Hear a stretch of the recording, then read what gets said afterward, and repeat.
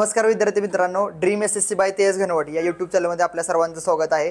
बऱ्याच मुलांचं म्हणणं असं होतं की इंग्लिशसाठी एक वेगळी स्ट्रॅटेजी सांगा, कारण की बऱ्याच मुलांना असं वाटतं की इंग्लिश खूप अवघड आहे, जे जमणार नाही, कारण की बरेच मुलं अशी आहेत की जी ग्रामीण भागातून आहेत, खेडेगावातून आहेत। त्यामुळे इंग्लिशसाठी आपण एक बेस्ट स्ट्रॅटेजी घेऊन आलो आहे, जी तुम्ही जर फॉलो केली तर एसएससी मधील कोणतीही एक्झाम असू द्या किंवा महाराष्ट्रातील कोणतीही एक्झाम असू द्या, कोणती एक्झाम सरळ सेवेची द्या किंवा कंबाईन वगैरे, त्या सर्वांसाठी हा व्हिडिओ खूप महत्त्वाचा आहे। तुम्ही जर हा व्हिडिओ फॉलो केला किंवा यामध्ये मी जे सांगितलं आहे ते जर तुम्ही फॉलो केलं तर इंग्लिशमध्ये खूप चांगला स्कोर येण्यास तुम्हाला मदत होणार आहे। तर इंग्लिशला पहिली गोष्टमध्ये इंग्लिशला भ्यायचं नाही, इंग्लिश खूप इझी आहे। कारण की मलाही इंग्लिशची भीती वाटायची, पण मी ज्या गोष्टी फॉलो केल्या त्या गोष्टी तुम्हाला यामध्ये मी सांगणार आहे, ज्यामुळे माझं इंग्लिशमध्ये खूप चांगला स्कोर आला, मेन्ससाठी असेल किंवा प्रीमध्ये। तर इंग्लिशसाठी तुम्ही काय करायचं आहे किंवा इंग्लिशचं लेक्चर कशी करायची, कुठून करायची, कसा तुमचा सिक्वेन्स असला पाहिजे इंग्लिश करण्याचा, किंवा इंग्लिशसाठी रोज तुम्हाला काय करावं लागेल, ओके कुठून वाचायचं, कसं वाचायचं, याबद्दल आपण ही माहिती आपण या व्हिडिओमध्ये घेणार आहे। तर सुरू करूया। Let's explore easy ways to crack it, म्हणजे सोप्या पद्धतीने आपण कशा प्रकारे इंग्लिश शिकू शकतो किंवा मार्क्स मिळवू शकतो हे या व्हिडिओतून मी सांगणार आहे। पहिल्यांदा तर हाऊ टू स्टार्ट, म्हणजे इंग्लिशमध्ये काय असणार आहे, तर खूप सिंपल इंग्लिश आहे, मेन्स असू द्या प्री असू द्या, काही वेगळं इंग्लिश नाही, सेमच इंग्लिश असणार आहे दोन्हीसाठी पण। तर इंग्लिशमध्ये 3च पार्ट आहेत मेनली, तर ते कोणते आहेत, ग्रामर आहे, ओकॅब आहे आणि कॉम्प्रिहेन्शन, म्हणजे हा 3च पार्टमध्ये इंग्लिश डिवाइड केलेला आहे। या 3 पार्टचा तुम्ही जर अभ्यास केला, स्ट्रॅटेजी बनवली आणि त्यानुसार स्टडी केला तर तुम्ही इंग्लिश खूप चांगल्या पद्धतीने टॅकल करू शकणार आहे। तर आता इंग्लिशमध्ये काय काय, तर ग्रामर सांगितलं, ओकॅब सांगितलं आणि कॉम्प्रिहेन्शन। आता ग्रामरसाठी काय करायचं किंवा ग्रामर कुठून करायचं, तर ज्या मुलांचं इंग्लिश चांगलं आहे, म्हणजे सेमी इंग्लिशला शिकलेलं आहे किंवा इंग्लिश मिडियमला, की ज्यांना इंग्लिश जमतं बऱ्यापैकी किंवा क्वेश्चन बघितल्यानंतर सुटत असतोय ग्रामरचा, तर त्यांच्यासाठी इंग्लिश ग्रामरचे लेक्चर करणं कंपल्सरी नाही आहे। त्यांना जर साधी यूट्यूबवरून किंवा लेक्चर केली किंवा आपण म्हणू शकतो की रूल्स वगैरे ग्रामरचे बघितले किंवा थोडंफार इंग्लिश जर ग्रामरचे लेक्चर सर्व न करता थोडीशी केली आणि किंवा मार्क्स मिळतात तुम्हाला, तर हे तुम्ही करूच नका ग्रामरचे लेक्चर, मला सांगायचं आहे। पण ज्या मुलांचं इंग्लिश खूप वीक आहे किंवा ग्रामीण भागातून आहे, तर त्यांनी इंग्लिशची लेक्चर कंपल्सरी करा। मी तर काही इंग्लिश सरांची किंवा मॅडमची नावं दिलेली आहेत, तर तुम्ही त्यांचा पेड कोर्स विकत घ्या, किंवा अमन वशिष्ठ आहे त्यांचा यूट्यूबला फ्री लेक्चर सिरीज आहे इंग्लिशची आणि खूप चांगली पण आहे।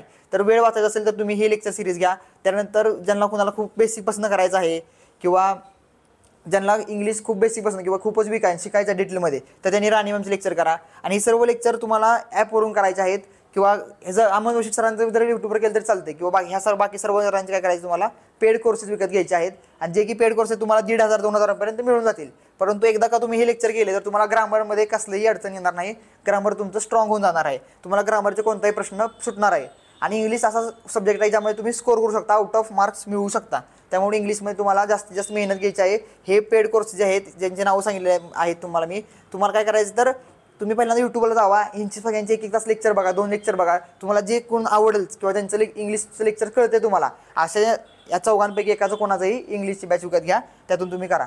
आणि ग्रामर लेक्चर करताना काय करायचं तुम्हाला, तर नोटबुक घालायची आहे, ज्यामुळे तुम्ही चॅप्टर वाईज वर्ब आहे, ॲडजेक्टिव्ह आहे, त्यानंतर तुम्ही स्पॉट एरर असतील ते चॅप्टर असतील समजा, तर त्याच्यात नोट तयार करा, नोट्समध्ये लिहून ठेवा, नुसतंच फक्त लेक्चर बघू नका, त्या नोट डाऊन पण करून घ्या लेक्चर करताना। तर तुम्हाला जर हे 4 जणांची लेक्चर केली एकाची, तर तुमचं ग्रामर यातून होऊन जाणार आहे। त्यानंतर प्रॅक्टिस कुठून करायची, प्रॅक्टिस करायसाठी तुम्हाला लेक्चर्समध्ये ऑलरेडी प्रॅक्टिस होणार आहे तुमची, प्रत्येक चॅप्टरनंतर तुम्हाला त्याची प्रॅक्टिस होणार आहे। परंतु जर तुम्हाला पुस्तकातून तुम्हाला सॉल्व करायचे असतील प्रिव्हियस इयर वगैरे, किंवा कशा प्रकारे प्रश्न पडतो, तर नीतू सिंग व्हॉल्यूम 1 हे वन ऑफ द बेस्ट पुस्तक आहे, ज्यातून तुम्ही प्रॅक्टिस करू शकता, ज्यामध्ये तुम्हाला प्रत्येक चॅप्टर झाल्यानंतर त्याचे क्वेश्चन त्यामध्ये दिलेले असणार आहेत, आणि ओकॅबला पण तुम्हाला हे पुस्तक उपयोगी पडणार आहे। तर हे झालं ग्रामरसाठी, आणि ग्रामरसाठी प्रॅक्टिस पण कुठून करायची, या बुकमधून करायची आहे, किंवा नंतर मॉक टेस्ट पण तुमची प्रॅक्टिस होणार आहे त्याची। त्यानंतर असणार आहे ओकॅब। आता सर्वात महत्त्वाचा पार्ट आहे ओकॅब, ज्यामुळे तुम्ही आउट ऑफ मार्क्स मिळवू शकता, आणि बऱ्याच मुलांना जमत नाही किंवा चुकतं, लक्षात राहत नाही। तर आता ह्यासाठी एक सगळ्यात बेस्ट स्ट्रॅटेजी आहे की कशा प्रकारे ओकॅबचा तुम्ही शब्द लक्षात ठेवू शकता। तुम्ही जर हे केलं तर तुमचा शब्द विसरणार नाही, शब्द कसा बनतो किंवा शब्द लक्षात कसा ठेवायचा, त्याच्या ट्रिक्स काय आहेत, तर हे सर्व ह्या तुम्हाला व्हिडिओतून समजणार आहे। तर एक वर्ड पॉवर मेड इझी पुस्तक आहे, ज्यामध्ये एक इंग्लिशचा कोणताही शब्द असू द्या, इडियम्स असू द्या, फ्रेज असू द्या, किंवा सिनोनिम अँटोनिम असू द्या, हे सर्व शब्द कसे तयार झाले, कशा प्रकारे तो शब्द तयार होतो, त्याचा अर्थ काय नक्की, किंवा त्याचा शब्दाची उत्पत्ती कुठून झाली, कसा शब्द तयार झाला तो इंग्लिशमध्ये, तर ह्याची माहिती दिलेली आहे। पण तुम्ही जर हे पुस्तक वाचायला गेला ना, खूप मोठं पुस्तक आहे, त्याची प्राईस पण जास्त आहे, पण त्यामुळे ते पुस्तक वाचायची गरज नाही आपल्याला। त्यासाठी काय करायचं आपल्याला, तर एकदम बेसिक नावाचा चॅनल आहे, एकदम बेसिक म्हणून चॅनल आहे, यूट्यूबला जायचं, एकदम बेसिक टाकायचं, आणि त्यावर वर्ड पॉवर मेड इझीचं तुम्ही नाव सर्च केलं तर तुम्हाला ह्या पुस्तकावर 11.5 तासाचं लेक्चर मिळेल।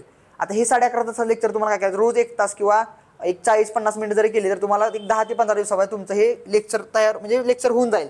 आणि फक्त लेक्चर बघायचं नाही तुम्ही, लेक्चर करताना करायचं काय तुम्ही तर एक नोटबुक घालायची आणि त्या नोटबुकमध्ये तुम्ही प्रत्येक शब्द लिहून काढायचे की समजा त्यांनी लेक्चर घेतलं, त्यांनी पार्टमध्ये लेक्चर घेतलं, 11.5 तासाचं लेक्चर आहे पण ते पार्ट्समध्ये आहे वेगवेगळ्या, तर तुम्ही ते जे पार्ट्स असतील वेगवेगळे तर त्या पार्टनुसार तुमच्या नोट्समध्ये नोट करून ठेवायचा आहे. शब्द तयार कसा झाला, त्या शब्दाचा अर्थ काय, तर हे सगळं तुम्ही पहिल्यांदा तुमच्या नोटबुकमध्ये लिहून ठेवायचं आहे. का तर तुम्ही एकदा हाताखालून गेला तर ते तुमच्या लक्षात राहायला सोपं जाणार आहे. नुसतंच लेक्चर बघितलं तर तुमच्या ते लक्षात राहणार नाही. आणि ती नोटबुकमध्ये लिहून ठेवलेलं तशीच नोटबुक ठेवायची नाही परत डेस्कवर वगैरे, ती वाचायची डबल परत परत पुन्हा रोज वगैरे किंवा वीकली वाचा ती, तर जेणेकरून काय होईल की तुमचा शब्द कसा तयार झाला एखादा ते तुमच्या लक्षात राहील. हे झालं वर्ड पॉवर मेड इझी. हे जर लेक्चर केलं समजा पहिल्यांदा तुम्ही, म्हणजे ब्लॅक बुक मी तिथं लिहिलेलं आहे, ब्लॅक बुक घ्यायचं म्हणून सांगितलं प्रत्येक वेळेस, पण ते ब्लॅक बुक घेतल्यानंतर पहिल्यांदा तर ते वाचायच्या आधी काय करायचं तर वर्ड पॉवर मेड इझीचं लेक्चर करायचं. ते केल्यानंतर काय करायचं, नंतर मग हळूहळू तुम्हाला ब्लॅक बुककडे सरकायचं, ब्लॅक बुक तुम्हाला वाचायला सुरुवात करायची. ते पण वाचताना काय करायचं तर ब्लॅक बुकमध्ये तुम्हाला प्रिव्हियस इयर पण क्वेश्चन दिलेले, म्हणजे प्रिव्हियस इयरचे जे सिनोनिम अँटोनिम असतील किंवा इडियम्स असतील, फ्रेज आहेत, वन वर्ड आहेत, ते तुम्हाला प्रत्येक त्यामध्ये दिलेले आहेत. तर तुम्हाला ब्लॅक बुक पाठ करायचं आहे. म्हणजे मी सरळ म्हणतो की तुम्हाला ते पाठ करायचं. का तर प्रत्येकच कॉम्पिटिशन एवढे वाढते दिवसेंदिवस की तुम्ही कोणतीच गोष्ट स्किप करू शकत नाही. कारण की एक मार्कनं किंवा एक प्रश्न चुकला तरी तुमची पोस्ट जाऊ शकते, कोणते पण वर खाली काही होऊ शकतं, म्हणजे पोस्ट जाऊ शकते. एवढी कॉम्पिटिशन भयानक वाढलेली आहे दिवसेंदिवस किंवा प्रत्येक वर्षी कट ऑफ वाढत चाललाय. त्यामुळं तुम्ही जे पॉसिबल होईल, जितकी तुम्ही मेहनत घेऊ शकता तेवढी तुम्ही मेहनत घेऊन तुम्हाला प्रत्येक सब्जेक्ट खूप चांगल्या पद्धतीने तयार करायचा आहे. कोणतीही गोष्ट तुम्ही स्किप करू शकत नाही. आता कारण काय आहे तर मी जर स्किप केलं परंतु दुसरा कोणतरी 10 जण करणार आहेत ते, तर तुम्ही जर स्किप केलं तर त्यातच प्रश्न पडला तर तुम्हाला तो सुटणार नाही. त्यामुळं पाठ करायचे आहे, पूर्ण ब्लॅक बुकच पाठ करायचं आहे. आणि एवढं अवघड नाही पाठ करणं, कारण की इडियम्स आहेत, वन वर्ड आहेत, ते इझी लक्षात राहतात तुम्हाला. कारण की ऑप्शन पण आहेत, जर एखादा वर प्रश्न विचारला तर खाली ऑप्शनमध्ये तुम्हाला लक्षात आलं लगेच की बाबा ह्याचा अर्थ हाच आहे म्हणून. फक्त अवघड कुठं जातं तुम्हाला, सिनोनिम अँटोनिम करायला अवघड जातं. मग तुम्हाला असं वाटत असेल की बाबा सिनोनिम अँटोनिम याला सुरुवातीला सगळ्या जमणार नाहीत, तर तुम्ही प्रिव्हियस इयर सिनोनिम अँटोनिम पहिल्यांदा पाठ करा. किंवा तुम्हाला व्हॉल्यूम 1 नितू सिंग दिलेला आहे, त्यामध्ये सिनोनिम अँटोनिम आहेत, त्या जरा रिपीटेड असल्या आहेत किंवा एक्सपेक्टेड आहेत, तर त्या तुम्ही डबल वाचा. नितू सिंग व्हॉल्यूम 1 मधल्या सिनोनिम अँटोनिम, त्यानंतर तुम्ही त्या ब्लॅक बुकमधून वाचा प्रिव्हियस इयरच्या. आणि नंतर जेव्हा तुम्हाला अजून वाचायचा वेळ असेल त्यावेळेस तुम्ही सिनोनिम अँटोनिम सगळे वाचा, पण वन वर्ड आणि इडियम्स ह्या पूर्ण वाचायचे, फ्रेजेस पण. हे झालं ओकॅबसाठी. आणि ओकॅब वाचायची सुरुवात कशी करायची ओकॅबला, तर डेली 1 पेज वाचा. म्हणजे सिनोनिम असेल त्याचं 1 पेज वाचा, पान वाचा. त्यानंतर असेल अँटोनिम असेल त्याचं 1 पान वाचा. असं डेली 1 पेज वाचा सुरुवातीला. किंवा काय करा 50 वर्ड वाचत चला रोज वाचा. म्हणजे तुम्हाला ते पाठ करता झाले पाहिजे, अशा पद्धतीने वाचले पाहिजे. म्हणजे ते कधी वाचा तुम्ही, समजा सकाळी लायब्ररीत गेला, सकाळी ज्या वाचलेल्या असतात गोष्टी 12पर्यंत 1पर्यंत त्या लक्षात राहतात असं म्हणतात, तर तुम्ही काय करा सकाळी ते वाचायला सुरुवात करा. म्हणजे सकाळी लायब्ररीत गेल्यानंतर तुम्हाला जे सब्जेक्ट अवघड वाटतात, मॅथ्सचे फॉर्म्युला असतील, मॅथ्सचं कॅल्क्युलेशनची प्रॅक्टिस असेल, किंवा इंग्लिश आहे, इंग्लिशमध्ये काय असणार आहे ओकॅब असणार आहे, जे की तुम्हाला पाठांतर करायचे. म्हणजे ज्या पाठांतराच्या गोष्टी आहेत ना त्या सकाळी करत जावा लायब्ररीत गेल्यानंतर. तर त्यामुळे तुम्ही पण हे ठेवा की 1-1.5 तास मी काय करणार तर ओकॅब वाचणार पूर्णपणे. ओकॅबमध्ये पण परत सिनोनिम वाचा, अँटोनिम वाचा, वन वर्ड वाचा, इडियम्स वाचा, फ्रेजेस वाचा, असं सिक्वेन्स ठेवा. त्यानुसार तुमचा एक प्लॅन बनवा की रोज सकाळी मला काय करायचं तर ओकॅबचा पाठ वाचायचाच आहे. आणि तो मी तुम्हाला सिक्वेन्स पण सांगितली. पहिल्यांदा काय करायचं वर्ड पॉवर मेडीचं लेक्चर करायचं, त्यानंतर तुम्हाला काय करायचं ब्लॅक बुकमध्ये वाचायचं आहे ते. त्यानंतर असणार आहे कॉम्प्रेन्शनचा पार्ट. आता कॉम्प्रेन्शनमध्ये बऱ्याच मुलांना समजत नाही की पॅराग्राफ काय दिलाय म्हणून. म्हणजे पॅराग्राफ दिलेला असतो, पण जसं आपण इंग्लिशमध्ये वाचतो ना तर आपल्या डोक्यात काय असतंय तर मी इंग्लिशमध्ये वाचतोय पण तुम्ही मनामध्ये ट्रान्सलेट करत जाता मराठीमध्ये. का असं का होतं तर आपण काय करतो तर आपल्याला सवय नसते जास्त इंग्लिश वाचायची, मग आपण प्रत्येक वेळेस ते इंग्लिशचं वाक्य पहिल्यांदा मराठीत करतो मग अर्थ समजून घेतो. पण ह्या प्रोसेसमध्ये काय होतं आपल्याला वेळ लागतो सोडवायला प्रश्न वगैरे, आणि बऱ्याचदा काय होतं तर अंडरस्टँडिंग होत नाही.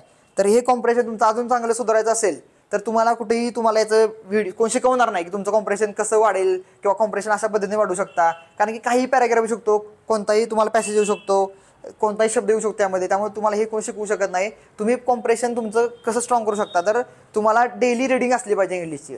म्हणजे जर तुम्ही रोज इंग्लिश वाचत असाल ना, सवय असेल तुम्हाला इंग्लिशची, तरच तुम्हाला तो कॉम्प्रेशनचा जो पॅसेज असेल तो तुम्हाला त्याचं आकलन तुम्हाला लवकरात लवकर होणार आहे. कॉम्प्रेशनमध्ये तुम्हाला काय म्हणजे एक्झामिनरला किंवा आयोगाला काय एक्सपेक्टेड असतं तर तुमची आकलन क्षमता कशी आहे इंग्लिशची. म्हणजे तुमचं बेसिक इंग्लिश असलं पाहिजे आणि त्यामध्ये बेसिक पॅराग्राफ असणार आहे, तुम्हाला तो समजला पाहिजे. पण तो समजण्यासाठी तुम्हाला कोण शिकवू शकत नाही आहे, तुम्हाला स्वतः ती जी काय असेल कॉम्प्रेशन क्षमता ती डेव्हलप करावी लागेल. तर ती कशी करू शकता तर तुम्हाला सगळ्यात पहिली गोष्ट करायची की न्यूजपेपर रीडिंग करायचं इंग्लिशसाठी. आणि न्यूजपेपर कधी वाचायचा बऱ्याचदा लायब्ररीतच अभ्यास करायचा, कुणी घरी बसून अभ्यास नाही करायचा, सगळ्यांनी लायब्ररीत अभ्यास करायचा. ज्यांना शक्य असेल त्यांनी लायब्ररीत अभ्यास करा. दुपारची जेवण केल्यानंतर समजा 1 वाजता जेवण केलं तर तुम्हाला बऱ्याचदा मुलांना काय झोप येते. मग झोप येते, मग काय करायचं 1 ते 2च्या वेळेस किंवा 2:30 पर्यंत काय करायचं 1 तास पेपर वाचायचा. आणि न्यूजपेपर वाचताना पण काय करायचं, परत असं विचारायचं की सर हिंदू वाचू, इंडियन एक्सप्रेस वाचू, काय वाचू बाबा, तर कोणता जे मिळेल ते पेपर वाचा. असं काय नाही की हाच पेपर वाचला पाहिजे. पेपर वाचताना काय करायचं की समजा तुम्हाला स्पोर्टची न्यूज वाचा, क्रिकेट आवडतं तर क्रिकेटचा पूर्ण पेज वाचा. त्यानंतर एडिटोरियल असेल तुम्हाला जे इंटरेस्टिंग वाटतं ते वाचा. तर ते वाचताना काय करायचं की जर तुम्हाला असं आढळलं की मला हा शब्द येत नाही तर तो शब्द लगेच क्रोमवर सर्च करा, मोबाईल हातात असतो आपल्या, तो सर्च करा, त्याचा अर्थ बघा, लिहून नका ठेवू वाटल्यास, पण त्याचा अर्थ लक्षात ठेवा की हा शब्द परत येऊ शकतो. कारण की बऱ्याचदा काय होतं, जर आज वाचलेला शब्द 5-6 दिवसानंतर परत त्या सेम पेजवर शब्द दिलेला असतो, मग त्यावेळेस तुमच्या लक्षात हा मी वाचलाय, परत सर्च करा लक्षात नसेल तर. असं जर पद्धत वापरली तर तुम्हाला बऱ्याच वोकॅब्युलरी तुमच्या वाढण्यात मदत होईल, जी वोकॅब्युलरी अदर दॅन ज्या ब्लॅक बुकमध्ये आहे किंवा पुस्तकात नाही, तुम्ही वाचणार नाही, ती तुमची वोकॅब पण वाढणार आहे आणि आकलन क्षमता वाढायला तुमची हेल्प होणार आहे. तर ही झालं न्यूजपेपर रेडी. त्यानंतर इंग्लिश माध्यम नावाचा एक टेलिग्राम चॅनल आहे, ज्यामध्ये रोज द हिंदू किंवा इंडियन एक्सप्रेसमध्ये जे काही एडिटोरियल येतं तर त्याची पूर्ण डिटेल्स स्क्रूटनी टाईप दिले असते. म्हणजे त्यामध्ये वोकॅब कोणत्या आहेत, इडियम्स कोणत्या आलेल्या आहेत किंवा त्यावर पॅरेग्राफवर प्रश्न खाली दिले असतात. तर तुम्ही रोज जरी एडिटोरियल वाचलं आणि ह्यासाठी तुम्हाला फक्त अर्धा तास लागणार आहे सोडवायला, तर तुमचं इंग्लिश खूप चांगल्या पद्धतीने तयार होणार आहे आणि तुमची वोकॅब पण त्यामधून वाढणार आहे, नवीन नवीन शब्द शिकायला भेटणार आहे. तर ह्या चॅनलला तुम्ही ह्या चॅनलवर जावा, रोज एडिटोरियल वाचा. ठीक आहे. त्यानंतर मी तर लिहिलं daily reading practice is only key to get maximum marks in this section. म्हणजे रोज जर इंग्लिश असलं तरच तुम्ही तुमचं इंग्लिश होणार आहे. मला सांगायचं झालं तर प्री झाल्यानंतर मला प्रीला इंग्लिशला 36 मार्क होते. मग मला माझे मॅथ्स चांगलं होतं, रिजनिंग चांगलं होतं. मग मी काय केलं, तर मला माहित होतं की आपल्याला इंग्लिश भीती वाटते, माझं इंग्लिश चांगलं नाही, तर माझं इंग्लिश जमायचं कुठं नाही, तर कॉम्प्रेशन पार्टला जमायचं नाही. तर मी काय केलं, तर 3 महिने मेन्सच्या आधी रोज इंग्लिश पेपर वाचायला सुरुवात केला, रिडिंग सुरू केली इंग्लिशची. तर त्यामुळे काय झालं, तर मला हळूहळू असं जाणवायला लागलं की माझं इंग्लिश सुधार चाललं किंवा माझा मार्क स्कोर वाढतोय. पण हे कधी होणार आहे, तर तुम्ही रोज डेली रिडिंग केलं तर. तुम्हाला जर असं वाटत असेल की मी यूट्यूबला जातो किंवा कोणातरी पेड कोर्स घेतो की कॉम्प्रेशन कसं इन्क्रीज करायचं, कॉम्प्रेशन क्षमता, आकलन क्षमता, तर ते तुम्हाला कोणी शिकवणार नाही, कोणी शिकवून तुमचं हे वाढणार नाही. तुम्हाला रोज प्रॅक्टिस करायची आहे, डेली तुम्हाला इंग्लिश वाचायचं आहे, तरच तुमचंही कॉम्प्रेशनचा पार्ट चांगला होऊ शकतो आणि तुम्हाला इंग्लिश सेक्शनमध्ये आउट ऑफ मार्क मिळू शकतात. इंग्लिशला सुद्धा तुम्ही आजकाल बघितलं अलीकडे तर आउट ऑफ मार्क मुलांना मिळतातच. त्यामुळे आपणही तोच प्रयत्न करायचा की आपल्याला पण आउट ऑफ मार्क मिळले पाहिजेत. हे तुम्ही लिहिलं तर आता सांगितलं नोबडी कॅन टीच यू दिस, म्हणजे तुम्हाला कोण शिकू शकत नाही, बट तुमचं तुम्ही स्वतः केलं तरच तुम्ही ते करू शकता. त्यानंतर आहे की इंग्लिश माध्यम ॲप आहे प्रॅक्टिससाठी कॉम्प्रेशनचा किंवा इंग्लिशचा. त्या इंग्लिश माध्यम ॲपवर एक टेस्ट दिलेले आहेत, तुम्ही त्या टेस्ट सोडवा. त्या टेस्ट खूप चांगल्या आहेत, जेणेकरून तुम्हाला इंग्लिशचे मार्क मॉक टेस्ट देऊन तुमची इन्क्रीज होऊ शकतात. त्या तुम्ही टेस्ट घेऊ शकता. त्यानंतर असणार आहे की आता इंग्लिश जर तुम्ही इंग्लिश करायला लागला इंग्लिश आणि तुम्हाला असं वाटायला लागलं की मला इंग्लिशला मार्क्स येत नाही, तर मी काय करायचं, किंवा तुम्हाला अजून मार्क मिळवायचे आहेत, प्रॅक्टिस कुठून करायची, तर तुम्हाला प्रिव्हियस इयर बुक घ्यायचं आहे समजा, तर प्रिव्हियस इयर इंग्लिशसाठी पिनॅकलचं प्रिव्हियस इयर बुक आहे ते घ्या. किंवा तुम्ही जर लेक्चर करतायत जे इंग्लिश मी तुम्हाला मागे सांगितलं पेड कोर्सेस वगैरे, त्यामध्ये पण शीट वगैरे दिल्या जातात, तर त्या शीट सोडवा. कारण म्हणजे इंग्लिशला पण असंच आहे की प्रॅक्टिस पाहिजे. तुम्ही कोणताही सब्जेक्ट घ्या, कोणती स्पर्धा परीक्षा द्या, कॉम्पिटेटिव्ह एक्झाम द्या, त्यामध्ये तुम्हाला सिम्पल तेच आहे, सिलेबस कंप्लीट करणं, रिव्हिजन करणं, प्रॅक्टिस करणं, मॉक टेस्ट देणं, ह्या सेम मेथड सगळीकडेच आहेत. तर त्याच तुम्हाला फॉलो करायच्या आहेत, तरच तुम्ही प्रत्येक सब्जेक्टमध्ये चांगला स्कोर आणू शकता आणि चांगली मार्क मिळवू शकता. जे मी ह्या व्हिडिओमध्ये सांगितलेलं आहे तेच तुम्ही सेम फॉलो करा. तुम्हाला इंग्लिशमध्ये खूप चांगला मार्क्स स्कोर येईल किंवा तुम्हाला इंग्लिशमध्ये स्कोर वाढवण्यात मदत होईल. आणि परत तेच विचार बसून आहे आता काय करायचं, ओकॅब मला लक्षात राहत नाही, अशी मला विचारतात की मला ओकॅब लक्षात राहत नाही. आता ओकॅब लक्षात राहत तर आपण त्याला काय करू शकत नाही ना. म्हणजे आम्ही ओकॅब लक्षात राहत नाही तर काय करायचं, रिव्हिजन करायचं. नाही राहत लक्षात तर रोज लिहून काढ, हाताखालनं जे शब्द प्रत्येक लिहून काढ.